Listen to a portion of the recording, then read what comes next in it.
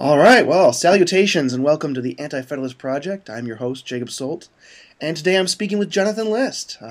Jonathan is a PhD student at the University of North Carolina, where he is studying curriculum and instruction.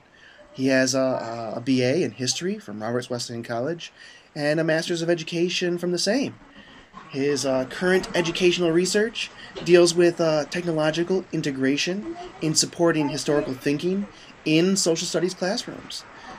Jonathan has graciously offered to come on the podcast to talk about the Anti-Federalists. Jonathan, thank you so much for joining me and helping with the project. Yeah, it's my pleasure to be here this afternoon. I have a couple of interesting ideas based on the questions you sent out earlier. Sure. Hopefully we'll get that far today. Maybe we won't. Maybe we will. Jonathan and I have... For the listener, Jonathan and I have known each other for a little while. We actually attended Roberts Wesleyan together for a number of years, and so we have a tendency to go off track and maybe hit a few side discussions. So we'll try to stay on topic in this recording here, but we'll do our best. No promises. As just to get it out of my system, since you said that, okay. That squirrel. I don't think anybody's ever chased that squirrel up a tree before. Let's try it. Sorry, everybody. That was a terrible thing to do to you. So tell us, what's your general impression of the Anti-Federalists exactly? My general impression of the Anti-Federalists is that they're an interesting bunch of people. You'll have to forgive me. My video's going to go squirrely for a second. I'm moving outside. My children are getting a little fussy. It's getting to be dinner time, so I'm moving. What I was actually going to do is I was going to for the sake of clarity, ask you this first question that you were going to ask. Yeah. General sense of or conclusions about the Anti-Federalists and what they thought. So what are you thinking when you're asking that question? What specific parts of the Anti-Federalists are you thinking about? Right. So I kind of want to get just as a base impression of when people think of the Anti-Federalists, what do they think of? I mean, I think personally that they're fairly ignored by historians. They don't get a lot of shrift. Usually it's a fairly quick summation of, they mentioned in the ratification debates that, there was this Articles of Confederation, and then that somehow the founders realized that it wasn't working out, so there was this debate, there was Philadelphia Convention, and then a debate over the ratification, in which you have the Federalists and the Anti-Federalists. The Anti-Federalists lost, and we have the Constitution, so go with history. And so I kind of wonder, what do people think about the Anti-Federalists exactly? What part of the gaps do you fill in there? So, when I think about the Anti-Federalists primarily, I look at people who were more concerned with states' rights, human rights, individual rights, okay. And were concerned that the federal government would kind of bowl over that. Sure. That's the general gist. Now I have to admit that I've not dug extremely deeply, and that's fine, into the Anti-Federalists. And this is and really my goal for these interviews is not so much as to have this deep historical discussion, because the history that's. You can just, read the Anti-Federalists and say, but I think what's far more interesting is their ideas. And so that's when I did my history of the Anti-Federalists. I'm looking at what ideas do they say, and, what are they trying to say? Is there a connection that ties them all together? They're very diverse, and I don't know if they all can be tied together. In fact, even call them Anti-Federalists, as Pauline Maier says, may be, a little bit inaccurate to start with. It might be just more accurate to say those who opposed the Constitution or the ratification of the Constitution. But so would you agree with the statement that although they use a lot of constitutional rhetoric, the Tea Party is a resurgence of the Anti-Federalist movement? Because the Tea Party has a lot of the characteristics that you just brought up, sure. A lot of the characteristics that I think of as the Anti-Federalists, and they also have that, they have a central kind of common goal that Mm. big government is bad and we need to shrink our government and reduce the strength of the federal government. Mm-hmm. But their means of going about that and their ideologies are so very divergent, Yeah. from one leader to the next, Yeah. that it sounds very much like the Anti-Federalists reborn. And this is, and I'm trying to remember who. Saul Cornell. Saul Cornell wrote a book on the Anti-Federalists, and he basically says that the Anti-Federalists are kind of they are the tradition of dissent in America, and it's a pretty decent argument. And in that sense, the Anti-Federalists and the Tea Parties does have a connection, and there are some similarities, but I'm not sure if the Tea Party in my mind screams anti-federalist per se. I think again in my experience and knowledge of exactly what the Tea Party is fairly limited, only because as you said, they are kind of a leaderless kind of organization. Oh, they ain't leaderless. They got Sarah Palin. Oh, okay. I think the term they use is grassroots, which. It's interesting then to compare the Tea Party with what's going on with the whole Occupy, movement and stuff like that in terms of this grassroots. And, if the Tea Party is the disaffected Republican type constituency base, is the Occupy a more liberal or neoliberal disaffected, constituency base? Now, the pundits that I've heard talking about it, now, granted, I tend to listen to more liberal media sources than the average person. Sure. But they're talking about the Occupy Wall Street being a very liberal group of people who think that it's kind of the anti-Tea Party group. So, where the Tea Party group, wants a smaller government, thinks that business should reign supreme. The Occupy Wall Street movement is the exact opposite. They believe that government should be increased to regulate these businesses so that they don't run roughshod over legislation and push through idiotic bills and things like that, and tax reform that favors the corporations and the extremely wealthy. So, I mean, it is very much the disaffected, depressed, upset, grumpy liberals. It seems like that's a pretty fair. I mean, it probably doesn't encompass all of them, but certainly it seems a majority or greater than a majority would certainly probably go that way from my brief experience with them. Yeah, and kind of tracing them down. The interesting thing is that some of what they want aligns with the Tea Party. They want more jobs in the United States, and who doesn't? But yeah. Their ideas of how to get that are where they drastically differ. Not defer. I also think there's also some other things that are going on there too. Like, for instance, did you see some of the demands? There was the General Assembly thing, NYC General Assembly of Occupy Wall Street. That was one I saw, and there was another list of demands. It was the ones where it was like $1 trillion spent on infrastructure, no carbon fossil-based fuels,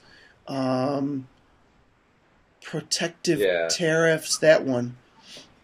So very, very liberal agenda, which I'm totally cool with. Yeah. I don't know. See, my kind of problem is that it's been labeled as the hipster movement, right? And the hipsters are all walking around Wall Street with these Gucci purses and shirts. And spouting their anti-corporation rhetoric on their iPads. Yeah. And I'm like, exactly. They're all on their iPads and their Sony Handycams and their Motorola, smartphones, saying about how the corporate establishment is bad. And I'm like, you guys are idiots. Yeah. Really, I mean, it's like, what's her funny from the Westboro Baptist Church complaining about Steve Jobs on an iPhone. and then saying that God invented the iPhone. I'm like, well, if God invented the iPhone, he used Steve Jobs to get it there. Steve Jobs, the Sorry. prophet, right? But I'm really interested in this second question that you have. Okay. Because being in curriculum instruction, working closely with classroom teachers all the time, I'm always trying to think. My thought is always trying to get into how do we use technology in education? Sure. Right? Mm-hmm. And I've been thinking about this. How would you incorporate the Anti-Federalist papers into a classroom? Mm-hmm. And I'm trying to think, in North Carolina, U.S. history is taught a couple of times. Once it's taught in middle school, and once it's taught in secondary school, in high school. Mm-hmm. And I think, obviously, you would have to address the concepts. If you address it at all, you'd have to address at least the concepts, but in secondary education. And I think the only way that you could meaningfully draw in the Anti-Federalist papers is to compare and contrast it to these two movements that we have right now, the Tea Party and the Occupy Wall Street group. I think any other way, well, maybe if you're doing a thematic curriculum. So you don't think they... Okay, so the two places I thought they fit in best would probably be just in talking about the Constitution and the ratification debates in the history of the early American Revolution type thing, and the second part I thought would be naturally added in, at least in New York, would be in the participation in government part class, because you're talking about the foundation of what the Constitution means and how it got decided that the Constitution is what it is. So, two things there. You might, when I read the question, I thought about I think you're meaning a more in-depth discovery of the Anti-Federalists. Okay. Looking at a 180-day curriculum, which is the standard curriculum in the United States, even for year-long schools. Sure. You've got 180 days to cover everything in a typical course, everything from colonization up to the start of the Civil War. Okay. So that's a lot of content that you're going to have to cover in a short, very brief period of time. That's true. And I think if you're not, if you're just giving the students a little bit of background knowledge, incorporating it into the Constitution would be fine. Yeah. But my viewpoint in the social studies curriculum is, and research bears this out. Let's see if I can pull up a couple of the research as well I'm talking. But the idea is that critical thinking and engaging in source material in a meaningful way is the best way to get students to think about it. Drake and Brown is the article I'm thinking about. Drake and Brown, year and publication? Yeah, I'm getting... the article is A Systematic Approach to Improve Students' Historical Thinking by Frederick Drake and Sarah Brown, 2003, in The History Teacher. And if you got a link, send that to me on the chat, and I'll try to put that on a label. So I'll send you the APA reference for that. Sure, that'd be great, yeah. So, well, one thing is, tomorrow I'll be talking with a teacher in Reno, Nevada, who uses the Anti-Federalist in his classroom in a debate style. And I don't have the details yet. I've just set up an interview with him for tomorrow. And I think my impression of what he does is he puts source material or selected quotes on index cards. There might be 2 or 3 quotes per index card. And then he divides the class in half. Each student gets 1 index card with 3 different quotes. And then so half the class gets the Anti-Federalist quotes, half the class gets the Federalist quotes, and then he has them break it up into smaller groups, and they debate the next day in the classroom, based on the stuff they have. So he has a classroom debate based on the arguments. He already provides them the source material, so they're not digging around. They've already got at least 3 one-liners to argue this, that, or the other thing, and they're supposed to put together their arguments in some kind of cohesive whole. And so at least if you're in this class, if you're on the Federalist team, you're going to at least learn the Federalist arguments, and if you're on the Anti-Federalist team, you'll learn them pretty in depth. And then during the debate time, you'll kind of see how they interact as a whole class. What do you think about that kind of system? I think that's good, and I think that there is definite validity in that. Mm-hmm. I mean, just my own personal style, I'd probably construct it a little bit differently than you've described it. But I mean, that's just your initial understanding of it. You might even just do it differently. But I like the idea of it. So that would be 2 days, I would think. That would be a minimum of 2 days to devote to this really basic concept. And I guess what it all boils down to, unfortunately, is, and particularly in a state like New York, where the Regents exams are very highly regarded, is this material likely to be on the Regents? Right. Is related material, and unfortunately that's the cause of No Child Left Behind. Now here in North Carolina, we have just gotten rid of, and we don't know how this is going to play out yet in the system, but we've just gotten rid of our standardized tests for social studies curriculum. Okay. And the reason is the tests are expensive and we don't have any money. That is probably a secondary reason to do it. Sure. Okay. Yeah, well, not based on an educational principle. Obviously, that's an oversimplification of the whole issue. I don't mean to denigrate my statement. Oh, okay, I'm sorry. But no, obviously that's an oversimplification of it. There's a lot of issues. I would like someone to say, we don't like standardized education because we don't feel students should be pegged into one standard, system. But if failing doing it based on educational principle, I guess having no money works too. Well, and the bigger overarching reason, I mean, I think we pushed it through with some of the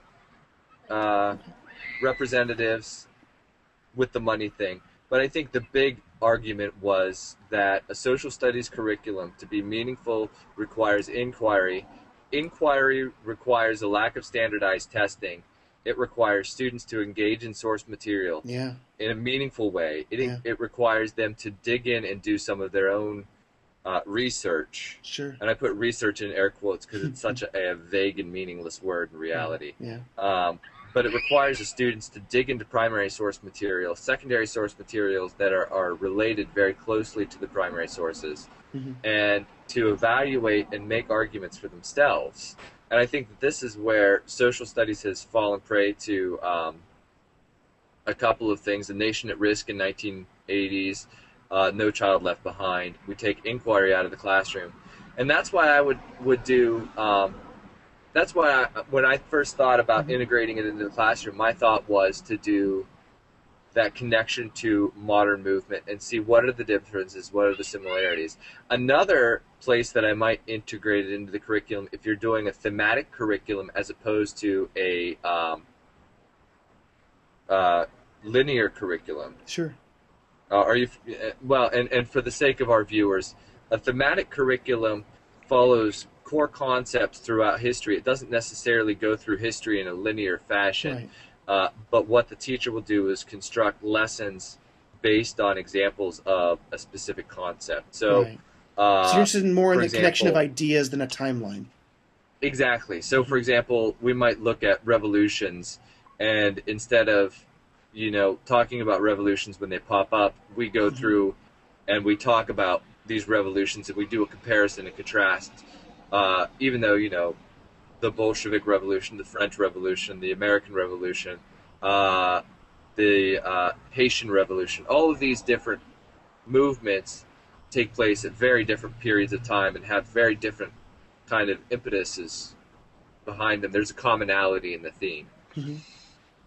So if you're following a thematic curriculum, I might teach the Anti-Federalists with the Civil War. Because that was one of the contentions of the southern states, was that, and you see my son in the background. Yes. He's getting his cups. Okay. So one of the contentions of the southern states was that the federal government had grown too big for its britches and needed to be taken down a peg, which was, one of the arguments that the Anti-Federalists always came back to, was that the federal government would become too big and needed to be taken down. So,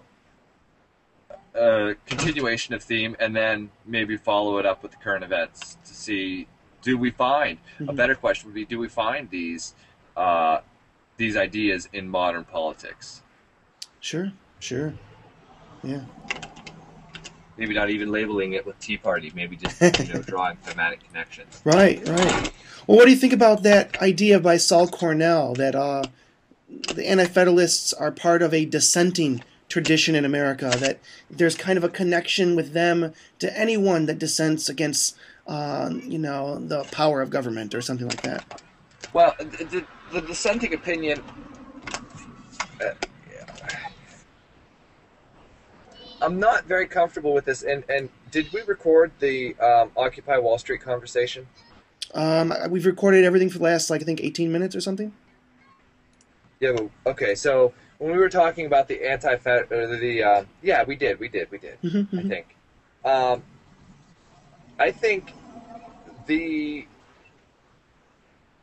concept of being a dissenting opinion, it doesn't mesh entirely. Okay. So, for example, I might dissent with the let's say the Tea Party becomes the primary locus in government, and they're working at rapidly downsizing. I dissent from this point of view, and I am then put in the role of the Anti-Federalist according to this opinion. Right. However, I'm arguing for bigger government. Okay. Yeah. And more centralization of federal power. So, to categorize all dissenters, I think, is a little bit too wide of a brush. I see what you're saying. That dissenting can be either side of an argument or whatever. Both sides dissent against each other. I think Cornell probably was looking at it more along the lines of, since federal power has ever increasingly gotten larger and rarely taken a step back, you might find exception in like Jacksonian, Jackson's presidency or something. But other than that, federal government having ever increased, that maybe the Anti-Federalists represent this dissenting opinion towards ever-increasing federal power. So I'm going to draw from a few philosophers. Please do. I think primarily Kant right now. But Kant had numerous arguments and treaties attempting to disprove causality. Kant or Hume, you think? Was it Hume? It was Hume. I always fiddle those That's two fine. guys. That's fine. And then I think of Chesterton, who said that the sun needn't always come up. It comes up because God wants it to come up. Okay. But tomorrow, he might say no more sun.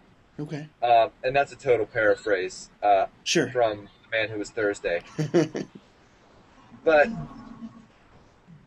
that idea is that just because it has always been the case doesn't mean that we can present our arguments in the perspective that it will always be the case. Okay. If Ron Paul becomes the president, I can guarantee you that we will have an anti-federalist federal establishment. Okay. What do you think? What do you think that would? His will anyway. Out of curiosity, what do you think that would look like?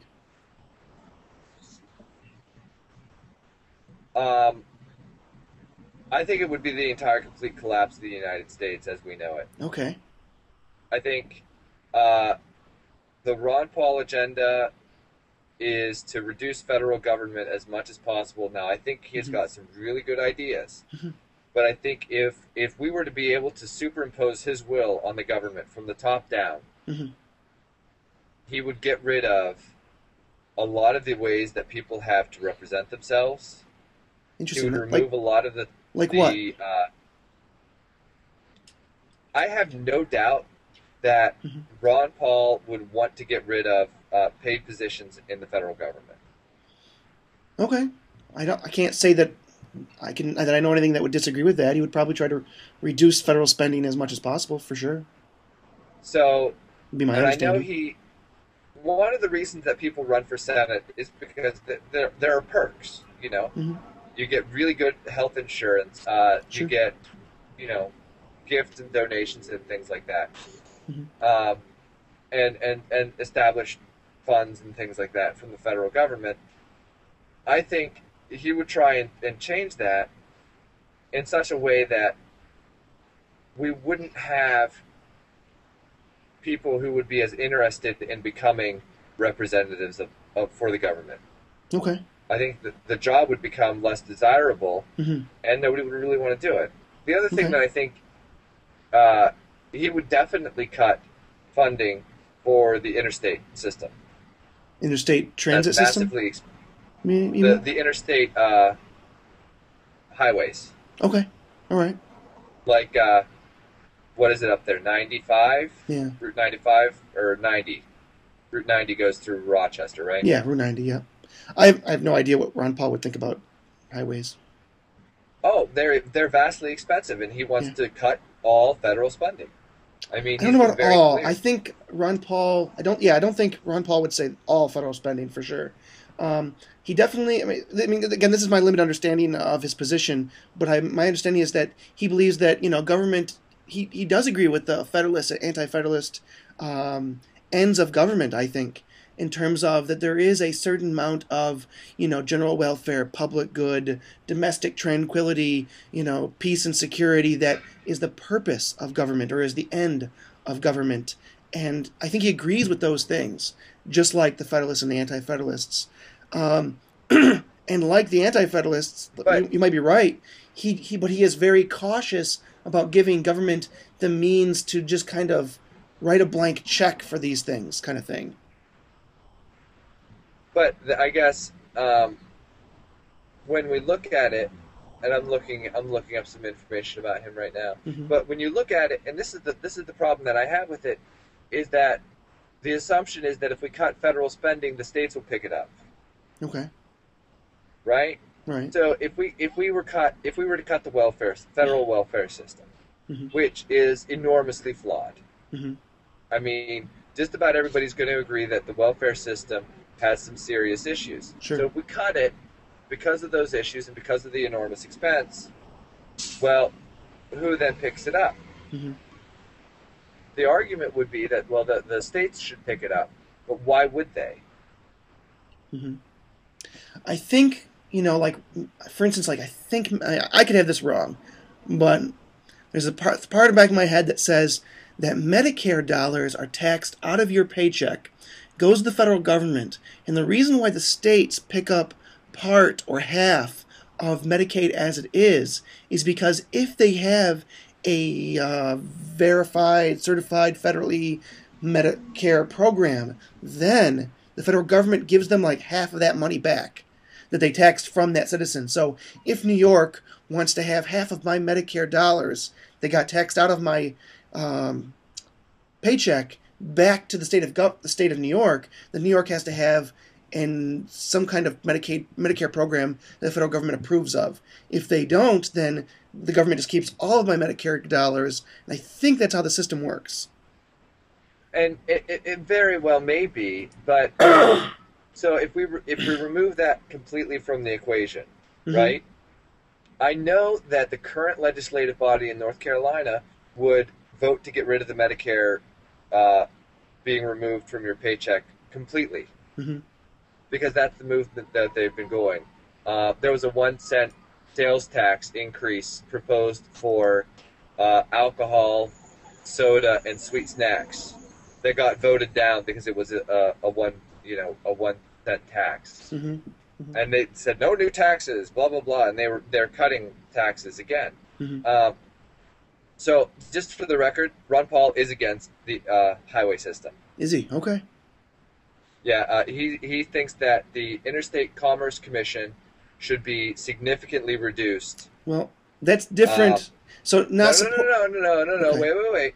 The Interstate Commerce Commission is the group that are in charge of. Mm-hmm. They're like the parent corporation of the interstate highway system. Okay. But not supporting a particular federal bureaucracy wouldn't be the same as saying that what they accomplish is bad. It might just be... So, for instance, the Federal Trade Commission, he might not support their bureaucratic organization as a entity, but perhaps he might say there are still legitimate Commerce Clause applications for the Constitution or what. You know what I'm saying? You know what I'm saying? So like, not Oh, that. and I'm sure that he does say that. Mhm. However, let's say in your house, you and your wife Mhm. believe that you spend a ridiculous amount of time doing dishes, Okay. right? Mhm. So you vote that you should no longer do dishes in your house. All right. You argue that they should still be done, Right. but that you should not be the one to do them. Right. So then, who makes sure that the dishes get done? I guess we pay for a maid. I guess. All right, so by removing something that is unnecessary, you've actually just increased cost?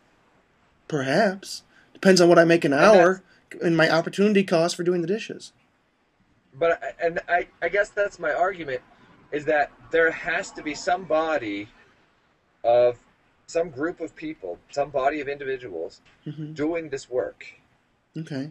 Well. Right? Okay. And it might be inefficient, but in my experience, a lot of the things that come into government come out because of very specific requirements of people who are in those positions. Hey, buddy. All right. Well, we probably should get away from Ron Paul, as interesting as he is. I still think he's the premier anti-federalist of today. Okay. Fair enough. So let's look at some of your other questions here. Yeah. Let's unless you have any other things you want to say about anti-federalists or their importance to social studies curriculum or whatever, maybe we should move on to the idea of natural rights and what your thoughts are on that. I had a cool thought on this the other day when I was talking to you, and I forgot it. Oh, yeah? Well, you can always, we can always, like, talk again later when you think about it. Maybe I can even edit the video. I'm new at this. No. Let me think. So natural rights are those rights that are afforded by a matter of existence, right? Somehow. I'm being very careful to use modern parlance. Yeah. The Federalist and Anti-Federalist would have said inalienable rights given by God. Sure. That phraseology has become unpopular, regardless of your creed. But the interesting thing about the natural rights theory or natural law theory is that it doesn't require a divine being. Although certainly, right. If you were to believe in some supreme being or creator, then you can use that as saying that supreme being or creator created the natural rights. But at least philosophically, in theory, natural law or natural rights is something that is apprehended by the reason or by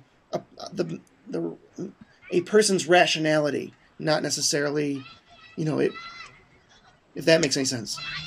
I just remembered it. Okay. So, I agree with this wholeheartedly. Yes. That there are rights of individuals that are just natural. Okay. And one of those natural rights is the right to take advantage of people who don't know any better. All right. Explain that. Yeah. So, think about it. You and I, let's say we're going to go to a concert. Yeah. And let's say that you're not the brightest bulb in the basket. Okay. Which is probably not far from the truth. I was going to say, not straying too far from reality here. You're not the brightest bulb in the basket. You go, and you say, well, I don't really know how to get tickets, so... And I say, well, hey, Jacob, that's fine, that's great. You know what? Let me get the tickets for you. Okay. And then, I don't know how much they cost, but I'll get the tickets for you, and then you just pay me whatever the tickets are. So, you not being so bright, agree to this. Sure. I go and I buy the tickets. They're $20 each. No big deal. I go and I tell you that, well, the tickets are $20. You could see that. But because we got these seats here in the green section, see the seats in the green section, they actually charged me another $30 for these tickets on top of the ticket price. So you owe me $50. Okay. Right? Now that's my right.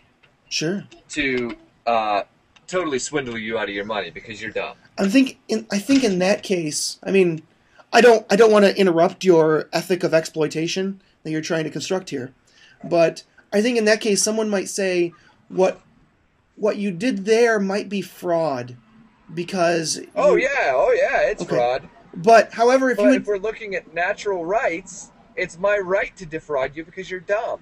Yeah, that wouldn't fly in a natural rights theory, you know. Why not? Because you are creating a lie that divests me of my property illegitimately so far. So for instance... Yeah, but no. Let's back up. Natural rights says that I am free to do what I choose to do, correct? No. Why not? So... I'm free to do what I choose to do within reason, right? As long as I don't necessarily harm or maim or punish. Now, you've got plenty of money. You work 5 jobs, so $50 out of your pocket is nothing. Well, it's interesting because if you had merely said that, I bought the... Actually, you don't even need to tell me how much the tickets cost. You could just say, the tickets, I'm charging you $50 for the tickets, and that's the cost of the tickets plus my finder's fee. In that case, there's no fraud, even though it's the same price, because now. Well, I'm still defrauding you with $30. I'm still taking $30. Not if you say it's not if you say it's the cost of the tickets plus my effort, my work, my labor mixed with the tickets. Total cost to you, price $50. Take it or leave it. You know what I mean? That's not fraud because you're not saying to me. Okay, so it's not fraud. Who cares? I'm still taking advantage of you. Certainly, you are reaping. What would be the term? And that is you are reaping unjustified profits, or no, that's actually not. I don't want to use that term. What's that? Ludicrous profits, ridiculous profits. What do oil companies make? I'm the 1%. You're the 1%. So, whatever oil. What was that term that they were using against oil companies for a while? That the 5% profit they make is ludicrous or ridiculous or obscene profit. So you make obscene profit. Wow, it took you that long to come up with obscene. Okay, I'm sorry. Again, we're not going with the brightest light bulb in the bunch, you know. I'm not changing my argument any. But what I'm saying here is that given that I have a right to do this, and you have the right to discover the price and say, no, I don't want to pay this. Absolutely. But you're dumb, so you're okay with paying an extra $30 on top of a $20 ticket. What if I'm stupid, but of course, as everyone can see, I'm ridiculously handsome. So my time is worth about $1,000 an hour when I can make in a photo shoot, right? So if I was to spend the half an hour to go buy these tickets myself, it would end up costing me $500 plus the tickets. You're charging me the cheap price of $50. I win. So, but no. Let's get back to natural rights. Without the lie part, if you merely say, "Here are the tickets, they're $50 because I found them for you," and if I agree to it, then that must mean that for whatever reason is that I must want the tickets more than I want my $50, because otherwise I wouldn't choose to engage with you the trade. Right? Right. So, and so my argument. Let's finish the flow of my argument. Okay, go ahead. Right? Go ahead. So this is in my natural rights. Mm-hmm. Is it fair for me to charge you more than twice the amount of the tickets? No, it's not fair. If I agree to it, it's perfectly fine. I'd have no objection. Well, it's not fair though. I mean, it's not. There's no real good reason for me to do it other than the fact that I felt like charging you an extra $30. For instance, okay? Does Oprah Winfrey? My argument does she buy her own goes like this: that corporations and businesses, people who want to earn money, are going to be flim-flam artists. They're going to try and charge you more money than they need to. Mm-hmm. For products. They're going to charge you as much money as they think they can get away with, and you still agree to the trade. Right. And natural rights theory supports this, yes? That would be fine, because as an employee, I charge as much as I can get away with and still get the job. Right. So my argument is that natural rights falls down at this point because people just start taking advantage of each other and running rampant and running roughshod over everybody. Okay, but I think you need to back up there. Hold on just a second. Sure. I'm going to mute myself out for the video. You say something in small. Okay. So John's gone for a minute, and I guess he's explained an idea that where he thinks that natural rights falls apart because somehow if I'm trying to reiterate what you just said, that somehow natural rights falls apart because people will take advantage of each other under a natural rights system.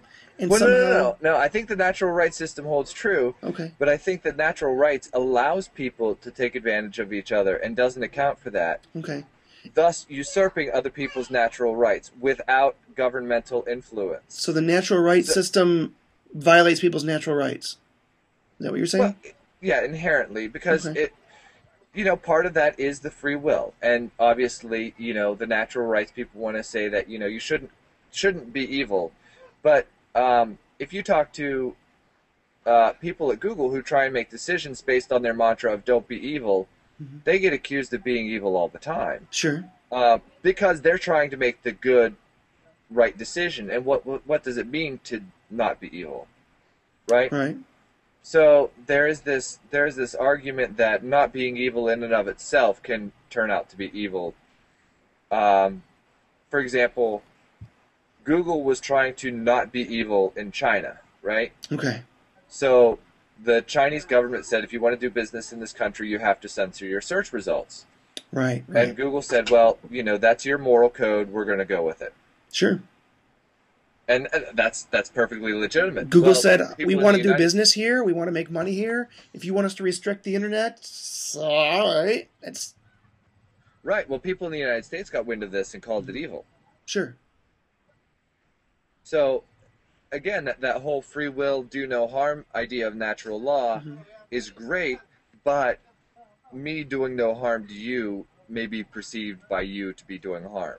So, sure, so there's lots of stuff that I might not like, that I might perceive as harm, but that doesn't mean it's harm in a natural rights theory. So in a natural rights theory...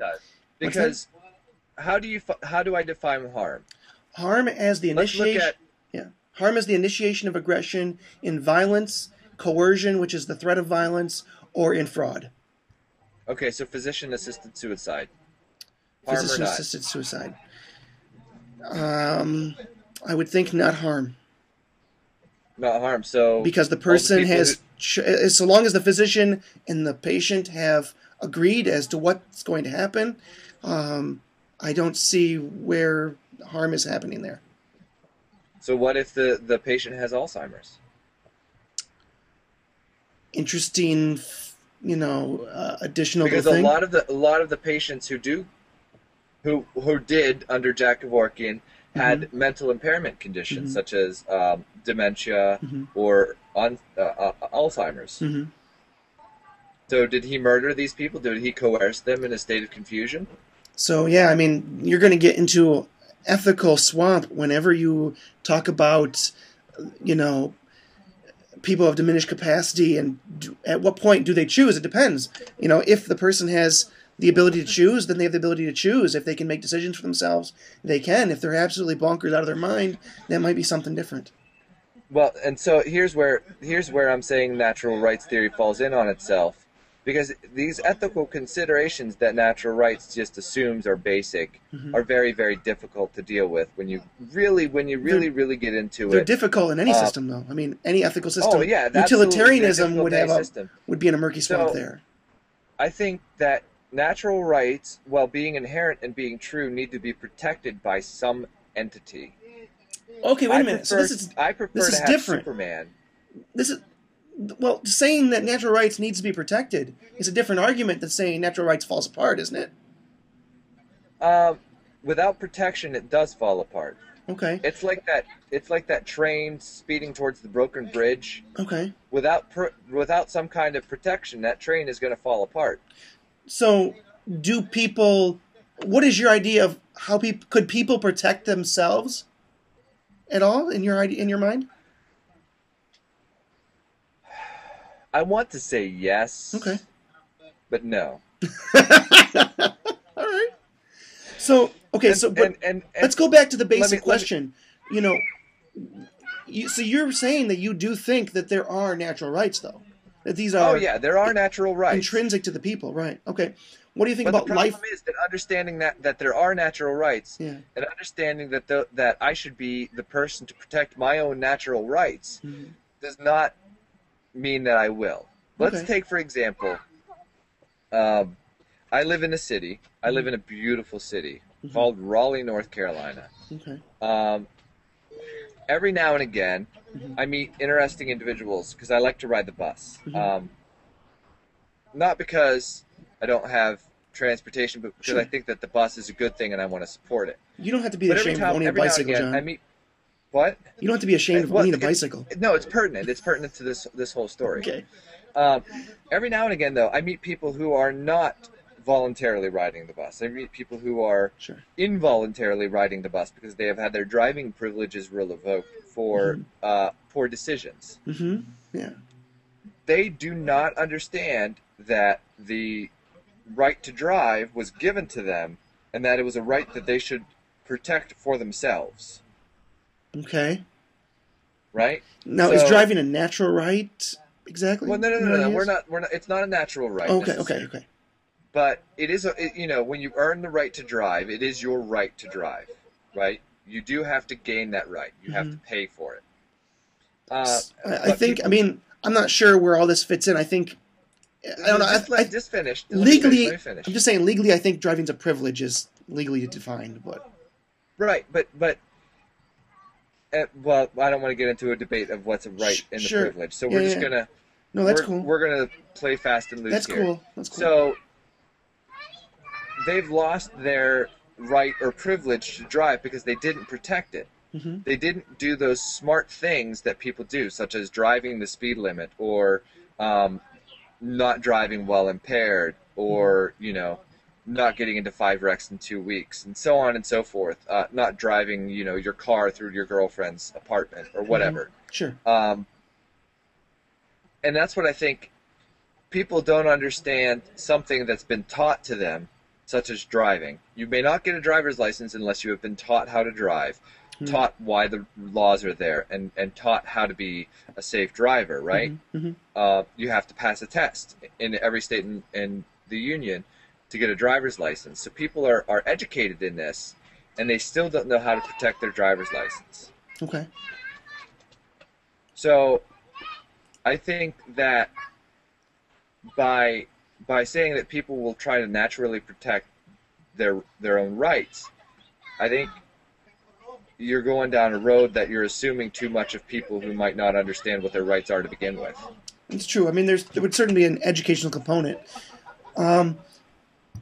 I guess what I really want to get down to is, so you think there are natural rights, and I think you've kind of already answered the second part of that question, is that, in my thesis, I, argue that the Anti-Federalist arguing for a strong position on natural rights comes into conflict with their beliefs in the ends and purposes of legitimate government, and that these two things conflict.